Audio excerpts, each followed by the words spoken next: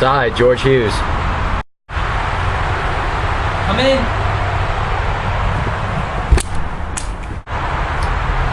Aye. Just yesterday, Parliament passed the Township Act. Let me read it here for you. It states, all American colonists are hereby required to both pay and feed British soldiers and enforce the King's law. Yes, I heard a few were just passed the other day. We can no longer stand these unfair taxations against us. The taxes on tea, stamps, newspapers, playing cards. We shall no longer be required to pay.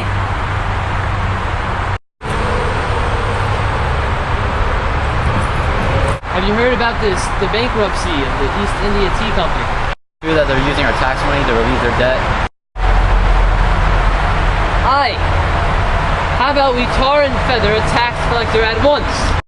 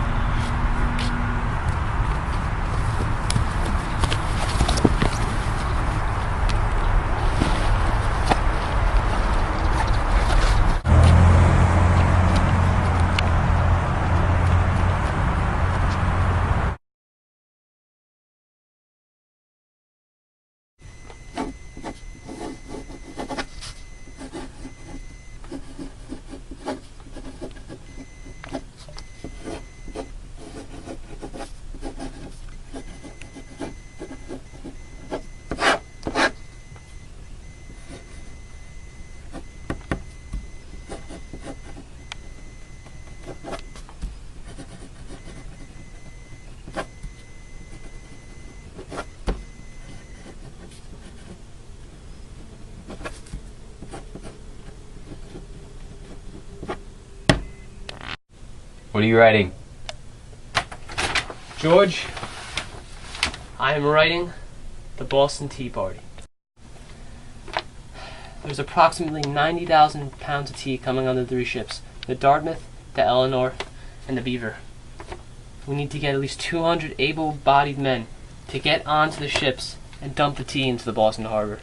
Now the only way we're going to do this is 2 men to a crate, because those crates weigh at least 400 pounds each. Are you with me? Yeah. This Thursday night, George Hughes, we will take our first step towards our independence.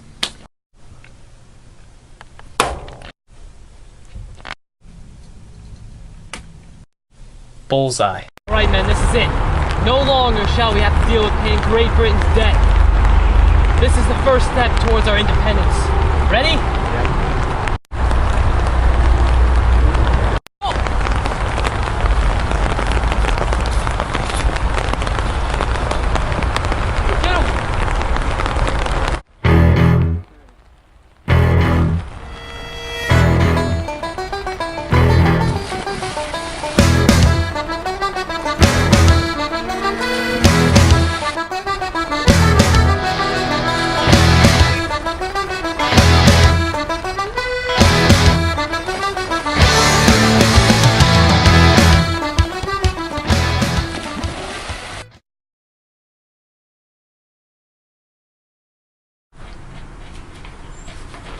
On the evening of December 16, 1773, between the hours of 7 and 10 p.m., roughly 116 men dressed as Indians overtook 3 ships in the Boston harbor at Griffin's Wharf.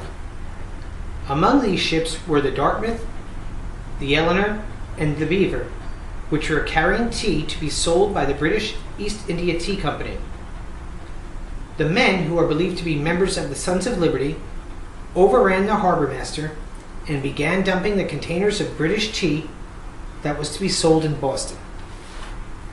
All in all, 342 containers of tea, which totaled an approximate 90,000 pounds, were thrown overboard into the harbor.